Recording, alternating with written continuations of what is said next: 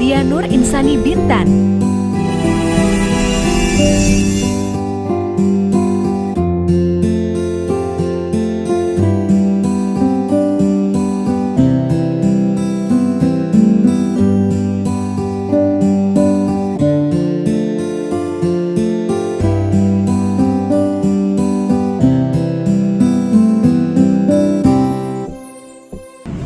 Assalamualaikum warahmatullahi wabarakatuh. A'udzu billahi minasyaitonir rajim. Bismillahirrahmanirrahim. Alhamdulillahilladzi hadana lihadza wa ma kunna linahtadiya laula an hadana Allah. Ashhadu an la ilaha illallah wahdahu la syarika lah wa ashhadu anna sayyidana Muhammadan abduhu wa rasuluhu la nabiyya ba'dah. Allahumma salli wa sallim ala sayyidina Muhammadin al-fatihi lima ughliq wal khatimi lima sabaq wan nasiril haqqi bil haqqi wal hadi ila siratikal mustaqim. Sallallahu alaihi wa ala alihi haqqa qadrihi wa miqdarihi al-azim. Rabbi shrah li sadri wa yassir li amri wahlul 'uqdatam min lisani yafqahu qawli. Rabbi habli hukman walhiqni bis-salihin waj'al li lisana sidqin fil akhirin wa adkhilni min warathati jannatin na'im.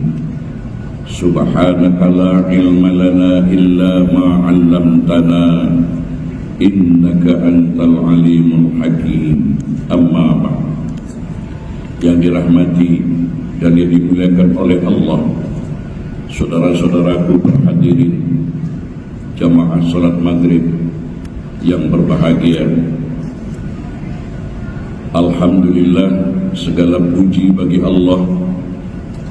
Kita memasuki di awal malam di senja yang indah ini, setelah kita sepanjang hari tadi melanjutkan perjuangan kita sesuai dengan profesi kita masing-masing.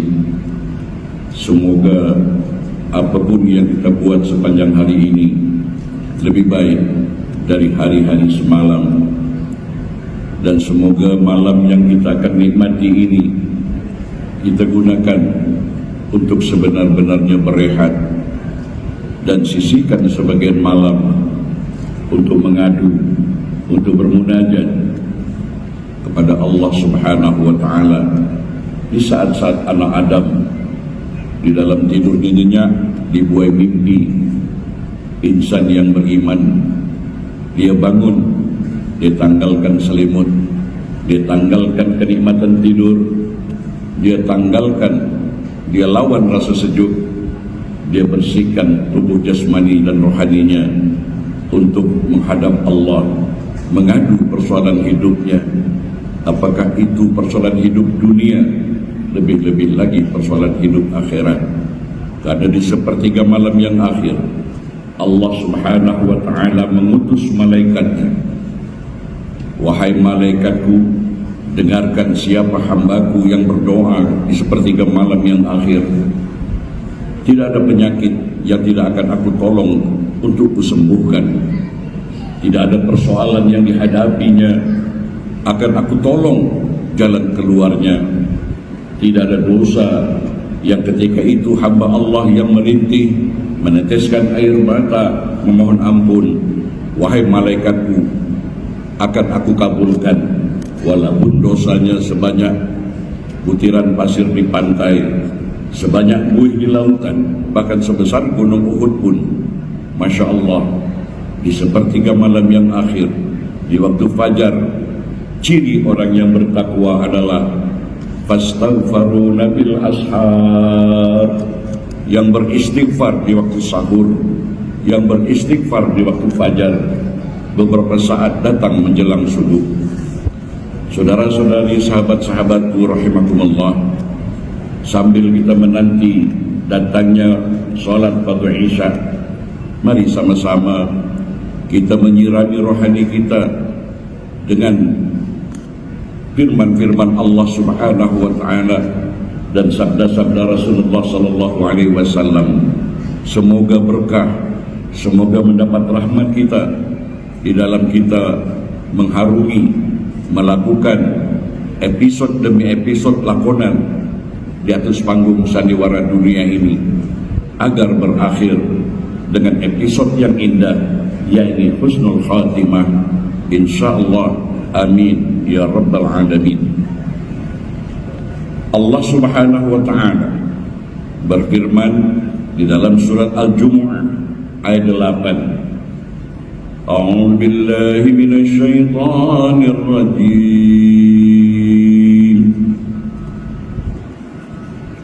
Qul innal mauta alladzi tafirruna minhu فَإِنَّهُ مُلَاقِيكُمْ ثُمَّ تُرَدُّونَ إِلَى عَالِمِ الْغَيْبِ وَالشَّهَادَةِ فَيُنَبِّئُكُم بِمَا كُنتُمْ تَعْمَلُونَ. Yang bermaksud, Qul innal mauta allazi tafirruna minhu, sesungguhnya kematian yang kamu lari padanya. Banyak orang ketakutan, tidak siap untuk menjemput kematian, sehingga lari daripadanya dengan beribu-ribu daya upaya, sanggup menghabiskan uang beribu-ribu dolar, sanggup segala-galanya asal tidak mati. Padahal kematian itu pasti kemana saja pun kamu berlari, berlindung di benteng yang kokoh, kematian tidak akan dapat menghalangimu. Kemudian dalam ayat ini, fa innahu mulaqikum, pasti akan menemuimu. Kamu kemudian akan dikembalikan kepada yang maha mengetahui yang gaib dan yang nyata. Fa innahu mulaqikum thumma turadduna ila alimil ghaibi wasyahadah fayunabbiukum bima kuntum ta'malun. Lalu dia beritakan, dia sampaikan, dia yakni Allah akan sampaikan, beritakan kepada kamu, orang yang telah meninggal dunia itu, apa saja yang selama ini telah kamu kerjakan. Jadi selama kita hidup, apa yang kita kerjakan, itulah istilah saya, kita berlakon. Dunia ini panggung sandiwara, lakonan-lakonan yang kita buat sejak kita dikena beban kewajiban akil balik sampai ke akhir hayat. Lakonan-lakonan itu walaupun sudah berpuluh tahun yang lepas, tetapi tetap tercatat rekod yang kokoh di hadapan Allah. Di situ Allah akan sampaikan apa saja yang telah kamu perbuat. Lakonan-lakonan itu di dalam ajaran Islam adalah amal soleh. Jadi amal soleh tadi bukan tertumpu dalam ritual saja. Banyak kali saya cakap ritual sosial. Amal soleh, perbuatan-perbuatan baik, perbuatan-perbuatan kebajikan, itu yang akan dinilai oleh Allah di samping ibadah-ibadah ritual yang telah diajarkan, yang telah dituntunkan dalam syariat Islam. Tetapi harus dijabarkan lakonan-lakonan tadi. Maka saya menasihati diri saya, saudara-saudaraku sekalian, apa yang kita tebarkan kelak, itulah yang akan kita tuai. Apa yang kita taburkan benih, itulah yang akan kita panen. Oleh sebab itu, fastabiqul khairat di dalam hidup ini, berlomba-lombalah berbuat kebaikan. Karena kebaikan yang kita buat, mungkin belum saat itu kita dapat balasannya, tapi cepat atau lambat, tidak di dunia, di akhirat akan disempurnakan. Apa yang kita tebar, apa yang kita tanam, akan kita petik hasilnya. Oleh karena itu, saya menasihati diri saya juga, dalam sisa umur ini sadarlah kita, stop, sadarlah kita, jangan kita menebar keburukan, jangan kita menebar kejahatan, jangan kita menebar fitnah, jangan kita menebar mengorbankan orang lain, menyakiti orang lain. Sebab cepat atau lambat, keburukan yang kita tebarkan tadi di dunia bahkan di akhirat akan kita terima. Oleh sebab itu, saudara-saudaraku sekalian, itulah amal soleh. Amal soleh, Al-Quran menerangkan, diingatkan kita, fastabiqul khairat. Berlomba-lombalah berbuat kebaikan, bukan berlomba-lomba mencari kebenaran, bergaduh, berselisih pendapat, asyik tak habis-habis, ya, mengaku dia yang paling benar, dia tak benar. Jangan, tidak ada dalam Al-Quran. Yang ada, tak ada fastabiqul haq, yang ada adalah fastabiqul khairat. Berlomba-lombalah kamu berbuat kebaikan, sehingga sekecil-kecil kebaikan ada duri di jalan, jangan sampai orang terpijak duri, kita singkirkan. Masya Allah, itu tanda orang yang beriman. Wajahmu yang kau lemparkan di hadapan saudaramu dengan senyuman, ya, itu juga merupakan sedekah. Stop lakonan-lakonan kita bermuka masam, bermuka bengis di hadapan saudara kita, sedangkan senyuman itu juga merupakan senaman. Banyak sekali manfaat senyuman. Itu Nabi, baginda Nabi sallallahu alaihi wasallam menerangkan, senyummu di hadapan sahabatmu dan di hadapan saudaramu itu merupakan sedekah. Saudara-saudaraku sekalian, insya Allah kita semua senantiasa berada dalam naungan rahmat dan hidayah Allah, rahmat kasih sayang Allah, agar Allah melimpahkan rahmat kasih sayangnya kepada kita. Tebarkan juga kasih sayang kepada seluruh makhluk di muka bumi ini. Apabila kamu menyayangi, Allah akan menyayangi. Jadi salah satu tugas kita sebagai khalifah di muka bumi ini, menjadi wakil Allah untuk penebar kasih sayang, rahmah dan berkah, diabadikan, dilazimkan dalam ucapan menebar kalimat salam. Bahkan dituntun ketika kita mengakhiri solat, salam ke kanan, salam ke kiri. Ini kita berikrar, kita berazam untuk penebar rahmat dan berkah ke kanan dan ke kiri, itu di lingkungan kita, di sekitaran kita. Seterusnya, mari kita bersyukur kepada Allah Subhanahu wa Ta'ala atas nikmat yang kadang-kadang kita tidak sadar, tuan-tuan. Nafas, nyawa, ruh. Kita selalu mengeluh nikmat yang kita dalam benda kita adalah materi, benda. Tetapi ada yang kadang-kadang kita tidak sadar adalah nyawa. Kita masih boleh bernapas. Ayat kursi yang saya bacakan menjelang doa tadi, Allahu la ilaha illa huwal hayyul qayyum. Allah, tidak ada Tuhan selain Dia yang maha berdiri sendiri. Lahu ma fis samawati wa ma fil ard. Dialah yang menciptakan, yang memiliki langit dan bumi. La ta'khuzuhu sinatun wala naum. Allah di sini tidak pernah tidur dan tidak pernah mengantuk. Mari kita sadari, tuan-tuan, di tubuh badan kita ini ada yang tidak tidur, ada yang tidak mengantuk. Walaupun anggota tubuh kita tertidur tidak sadar. Ketika kita tidur, tangan kita tidak sadar. Ketika kita tidur, udara yang lalu ke depan hidung kita tak dapat kita tapis, mana yang harum, mana yang tak harum. Tayar kereta meletup, telinga kita tak dengar ketika kita tidur. Tetapi ada satu yang tak tidur, itulah nafas. Nafas inilah yang dititipkan oleh Allah setiap manusia, tak kira agama, tak kira bangsa. Dalam ayat yang lain, Allah menerangkan, setelah kusempurnakan jasad anak Adam tadi, maka kutiupkan ruhku. Jadi jangan main-main, tuan-tuan. Jangan kita berbuat kejahatan. Karena apabila kita berbuat jahat kepada sesama anak Adam, kita membuat Allah tidak ridha, karena di situ ada ruhnya Allah. Soal masuk surga atau neraka, soal kafir atau tak kafir, bukan urusan kita, tuan-tuan. Allah yang menentukan nanti di akhirat. Jangan gara-gara ini kita bermusuh-musuhan, saling zalim menzalimi. Tengok peperangan demi peperangan, tak habis-habis, akhirnya banyak terkorban. Karena apa? Dia lupa, tidak menghargai nilai-nilai kemanusiaan.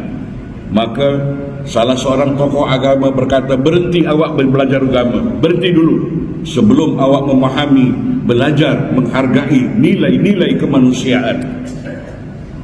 Ini gara-gara kadang-kadang berbeza golongan, paham, saling membenci, bahkan na'udzubillah, saling membunuh, saling perang. Ini bukan ajaran agama. Ajaran agama adalah perbezaan itu adalah rahmat. Itu adalah rahmat Allah agar kita saling hormat menghormati, harga menghargai. Kemudian tuan-tuan, apabila kita tidur, ya, karena napas inilah wajah kita masih handsome, wajah kita masih segar. Tapi coba kalau napas kita sudah keluar dari tubuh kita, wajah kita pucat pasi. Bahkan na'udzubillah, mungkin ada setengah orang yang takut tengok wajah kita. Nah, karena wajah kita masih begini, tangan kita masih nanti balik, nanti masih boleh makan tangan kita, karena masih ada napas. Dan tuan-tuan dan puan-puan, saya minta maaf ya, bukan untuk saya tetapi untuk masjid.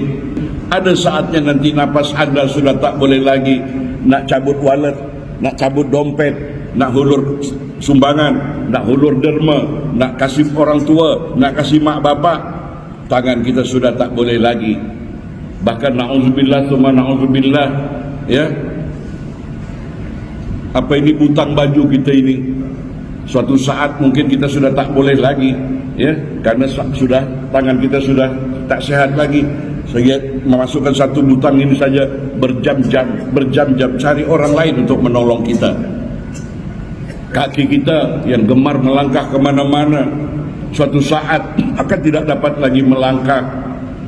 Ya, mata kita, ya, mata kita tidak dapat melihat lagi. Tetapi kalau kita penuh iman, kita akan diberi mata basyirah, mata hati, mata kesadaran kalbu.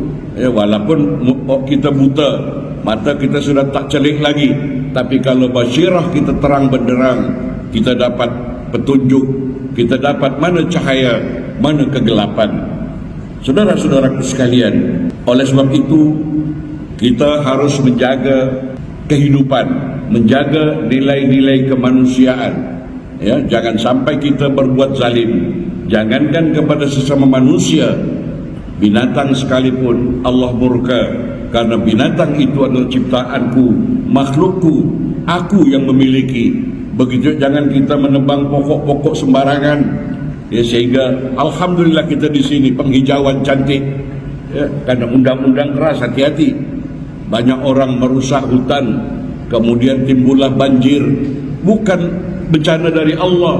Kadang-kadang kita, maaf ya, Allah dibawa-bawa.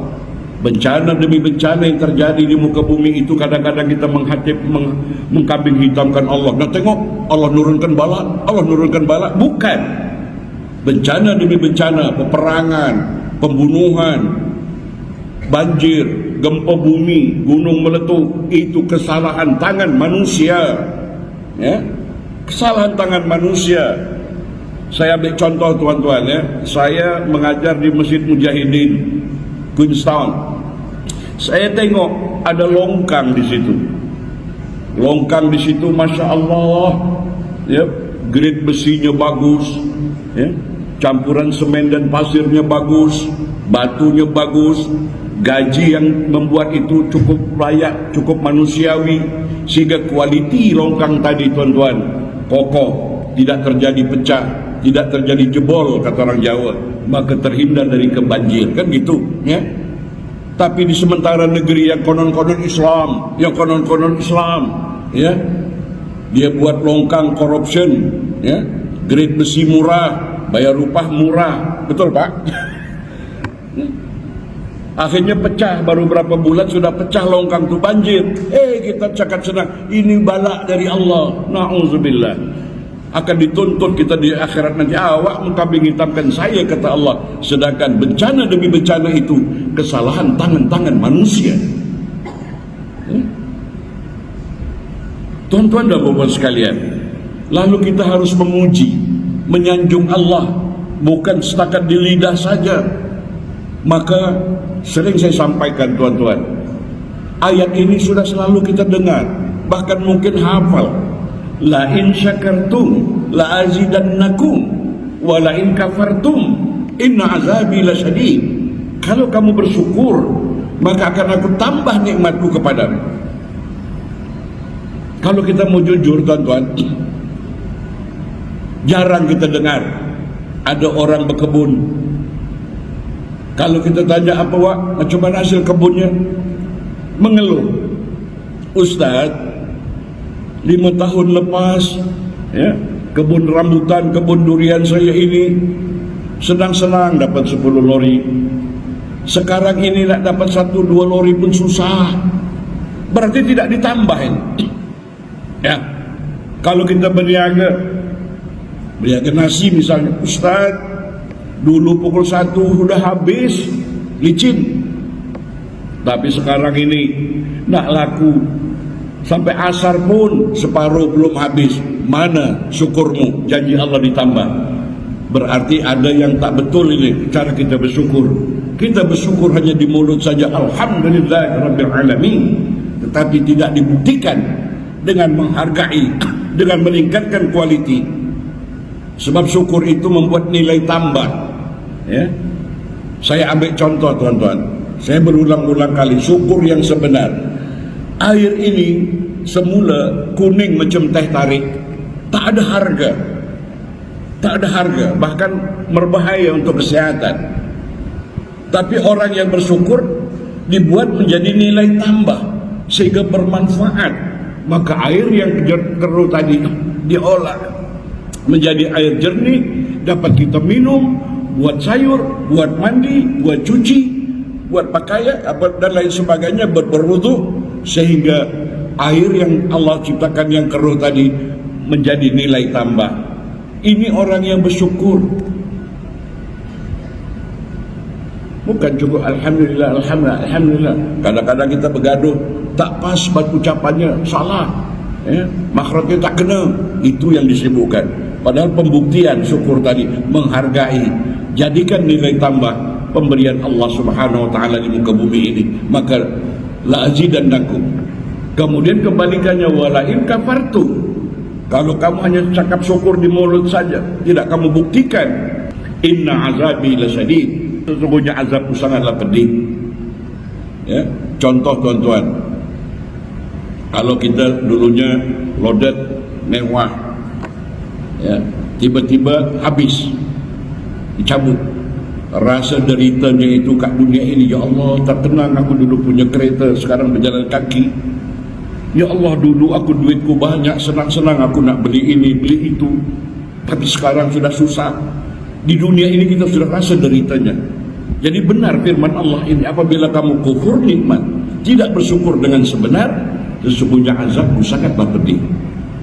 Saudara-saudaraku sekalian, tidaklah patut kita manusia merasa telah berjasa, ya, hanya layak sanjungan tadi, hanya layak milik Allah. Ingat, saya menasihati diri saya, tuan-tuan dan puan-puan, jangan lupakan Allah. Kadang-kadang kita tak sedar, Alhamdulillah Ustaz, rumah saya besar, ini hasil titik peluh saya. Uang saya banyak, ini hasil titik peluh saya. Apa kena mengenai dengan titik peluh dengan rumah besar ini, dengan punya kereta, dengan harta benda banyak? Apa kena mengenai dengan titik peluh? Dia lupakan Allah. Yang benar adalah apa dia? Alhamdulillah Ustaz, kereta saya ini adalah anugerah Allah, titipan Allah. Rumah ini anugerah Allah. Sebut Allah sehingga Allah mendengar, oh hambaku tahu diri, Dia merasa sedar, bukan hasil dia semata-mata. Ketika dalam Quran diterangkan, ketika Nabi Allah Sulaiman alaihissalam dapat menundukkan kerajaan Ratu Bilqis, ya, apa dia jawab? Hadza min fadli Rabbi. Ini adalah keutamaan yang Allah berikan kepadaku, liyabluwani, untuk mengujiku apakah aku menjadi hamba yang bersyukur atau kufur. Tidak tinggalkan Allah. Ini kadang-kadang kita hure, tapi ayat ini tuan-tuan tak dipahami, tak dihayati. Apa dia kalau pergi kat Jujet komplek tadi, dibuat lewat apa dari kayu jati, ditampal kat dinding rumah, cantik, harganya mahal pula tu. Haza min fadli Rabbi liyabluwani an ashkur au akfur. Padahal itu peringatan, ya, jawatanmu hari ini, ilmu yang kau miliki hari ini, harta benda yang kau miliki hari ini, anak cucumu yang kau bangga-banggakan hari ini, itu adalah anugerah Allah untuk mengujiku apakah aku syukur atau aku kufur. Saudara-saudaraku sekalian, selain kita bersyukur, mari juga kita mengevaluasi kualitas takwa. Ya ayyuhalladzina amanu taqullaha haqqa tuqatih. Itu selalu itu disebut Tuan Imam. Haqqa tuqatih. Bertakwalah kamu dengan sebenar-benar takwa, bukan takwa asal-asalan. Kenapa setiap Jumat tidak sah bacaan Tuan Khatib kalau tidak mengajak orang bertakwa? Kemudian ditambah kalimat haqqa tuqatih, takwa dengan sebenar-benar takwa. Ini ambil berat tuan-tuan. Kenapa setiap Jumat diingatkan? Bukan setakat bertakwa begitu saja, tapi dengan sebenar-benar takwa. Nah, oleh karena itulah kita harus terus mencari maklumat, belajar, ya, minta petunjuk Allah. Tunjukkan aku ya Allah, macam mana takwa yang sebenarnya ini. Tunjukkan aku ya Allah, betapa jahilnya aku ini ya Allah. Sudah aku ini masuk dalam golongan yang takwa atau belum ya Allah? Sementara ajalku semakin dekat. Karena takwa itu adalah seindah-indah perhiasan hidup di dunia. Kemudian ketika kita mati, sebaik-baik bekal. Berulang kali ayat ini saya bacakan. Fatazawwadu, berbekallah kamu. Bukan berbekal sudah booking tanah pekuburan, bukan berbekal apa namanya itu kain kafan yang cantik, bukan berbekal, ya, keranda yang cantik, bukan. Tetapi watazawwadu, berbekallah kamu, fa inna khairaz zadi taqwa, sebaik-baik bekal itu adalah takwa. Nah, apa takwa itu? Harus kita cari, ya Allah, macam mana takwa itu agar jadi perhiasan hidupku di dunia dan menjadi bekal terbaikku di akhirat. Itu hari-hari kita buka Al-Quran, muka lepas Fatihah, alif lam mim zalikal kitabul la raiba fih. Inilah kitab yang tak diragukan lagi kebenaran akan isinya, tidak ragu-ragu, la raiba fi hudal lil muttaqin. Jadi Quran itu untuk pedoman, untuk panduan, catalog agar kamu mencapai derajat takwa. Nah, macam mana takwa itu? Tengok ayat selanjutnya. Alladzina yu'minuna bil ghaib. Orang yang bertakwa itu dia beriman. Beriman di sini bukan percaya saja, dia meyakini yang gaib. Kita bersedekah, kita berderma untuk masjid, untuk orang miskin, ya. Dalam Quran, dalam hadis dijanjikan akan dibalas berlipat ganda, tapi masih gaib, belum nampak. Tapi kalau dia yakin dengan firman Allah ini akan dia mencapai derajat takwa, dia tak berkira bismillah. Tapi kalau dia ragu, iya betul ke tidak, betul ke tidak, iya ke tidak, iya ke tidak, dia ragu. Padahal dia baca Quran, hudal lil muttaqin, itu yang gaib tadi, ganjaran tadi, ada kalanya masih gaib dan ada kalanya nyata. Ini panjang lagi kalau kita uraikan yang gaib ini, tuan-tuan. Kemudian siapa lagi orang yang bertakwa? Wa yuqimunas shalah, mendirikan salat, bukan mengerjakan sembahyang. mendirikan solat, sembahyang. Artinya apa? Kita buktikan nilai-nilai solat tadi dalam akhlak sehari-hari. Di antaranya tuan-tuan, banyak kita ini sembahyang takut masuk neraka, ingin masuk surga. Tak ada kamus itu. Bahkan justru yang sembahyang kalau tak betul masuk neraka wail, yang saya bacakan dalam rakaat yang kedua tadi. Tujuan solat tadi, inna sholata tanha 'anil fahsya' wal munkar. Nak tahu solat kita ini sudah diterima atau tidak, macam mana perilaku kita tadi. Kalau masih mulut kita keji dan mungkar, cakap bohong, tipu hela, nyakiti orang, hati kita busuk niat dengan orang, pikiran kita kotor dengan orang, berarti kita belum mampu mencegah dari perbuatan keji dan mungkar. Sudah puluhan tahun solat.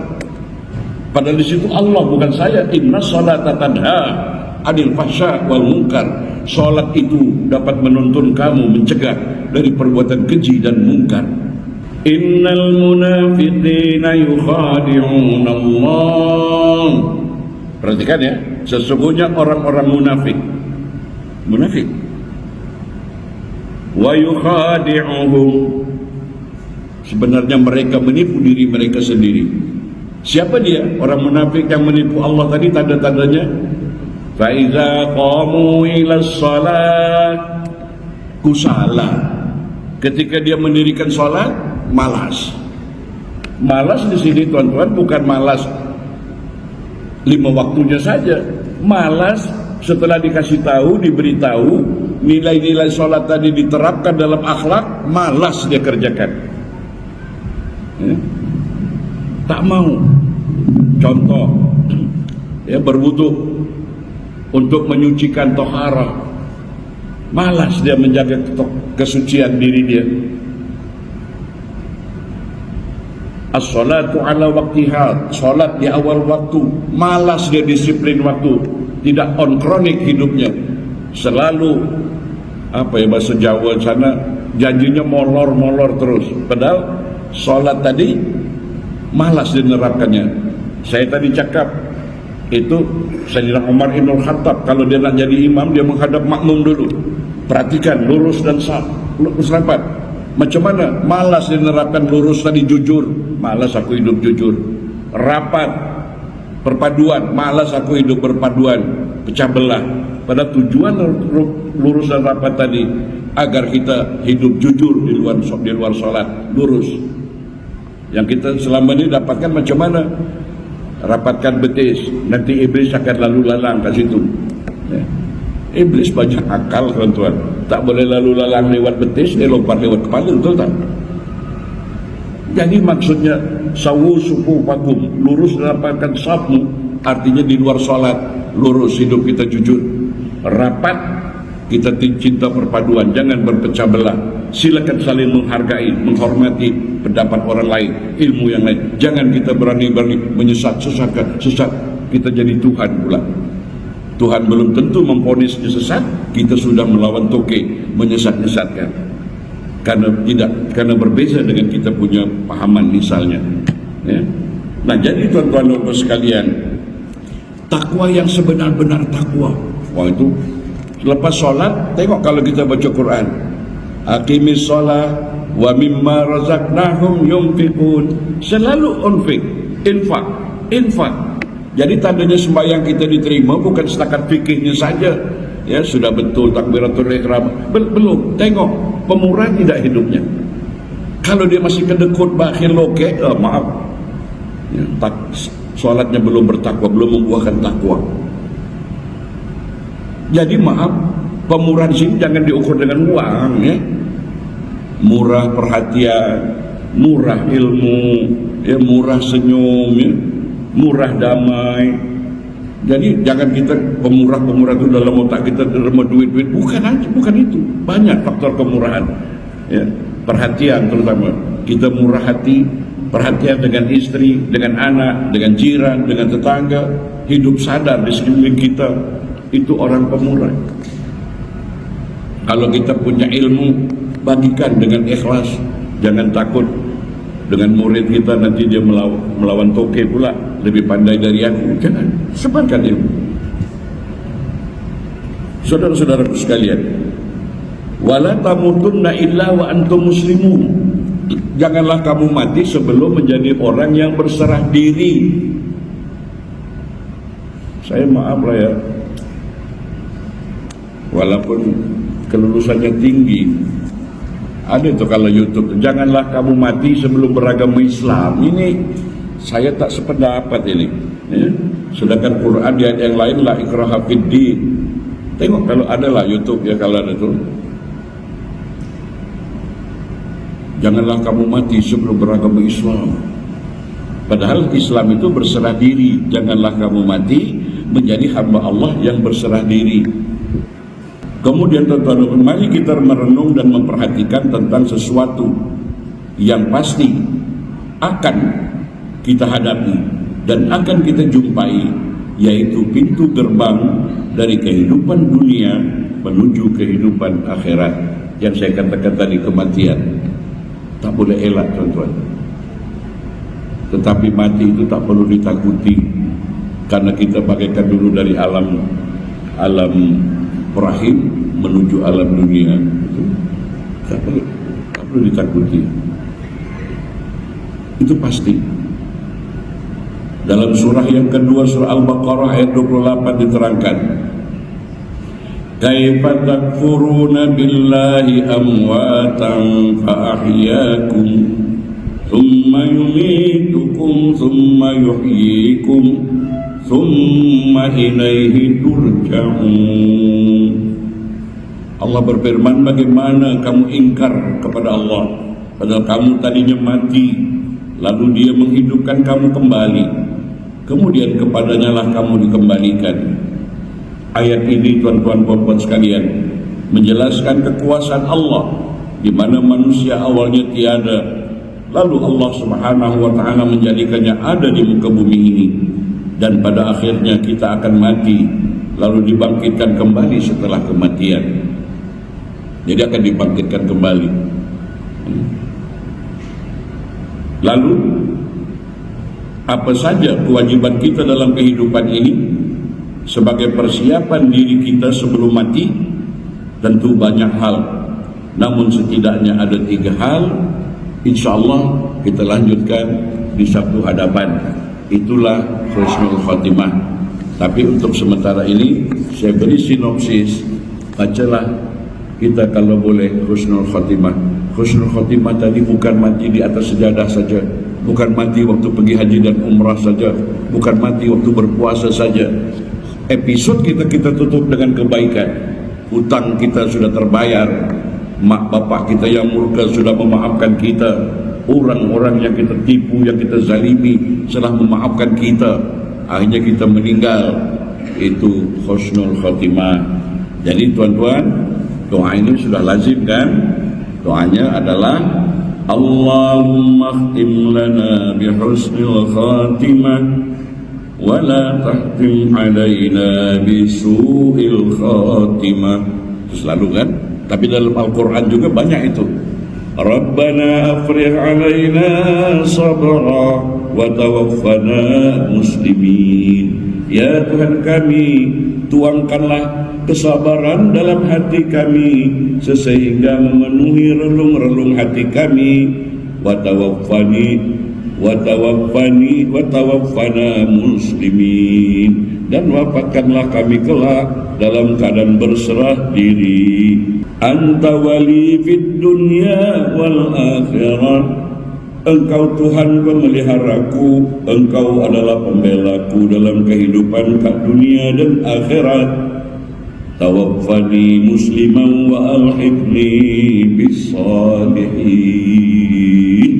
Wafatkanlah aku dalam keadaan berserah diri, dan dapatkanlah aku dalam meninggalkan amal-amal soleh.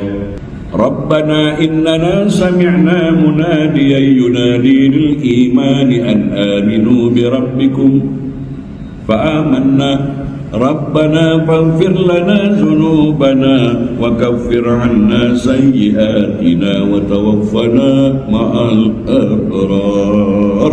Wafatkan kami bersama orang-orang yang abrar.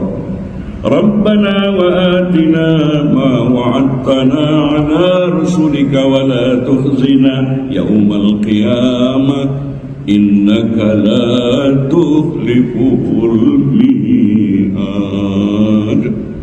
Ya Tuhan kami, ampunilah bagi kami dosa-dosa kami, hapuskanlah dari kami kesalahan-kesalahan kami, dan wafatkanlah kami bersama orang-orang yang baik, mal abrar. Kemudian, dan banyak berbakti. Ya Tuhan kami, berilah kami apa yang telah Engkau janjikan kepada kami dengan perantaraan Rasul-Mu, dan janganlah Engkau hinakan kami di hari kiamat kelak. Sungguhnya Engkau tidak menyalahi janji. Sadaqallahul azim. Maha benar Allah dengan segala kalam dan firman-Nya. Wa sadaqa Rasulullah sallallahu alaihi wasallam Nabiyil Karim.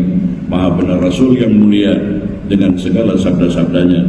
Doa kita, doa saya, semoga saya, keluarga, bantuan dan korban bersama keluarga dalam lindungan Allah, dalam bimbingan Allah, dalam pertolongan Allah di setiap urusan, dan di sisa hidup ini kita diberi kesadaran kalbu, cerahnya pikiran kita, sehingga kita dapat mencapai husnul khatimah. InsyaAllah kalau ada umur, ada rizki, kita dapat berjumpa lagi di satu hadapan. Amin ya rabbal alamin. Allahul muwaffiq ila aqwamit thariq. Wassalamualaikum warahmatullahi wabarakatuh.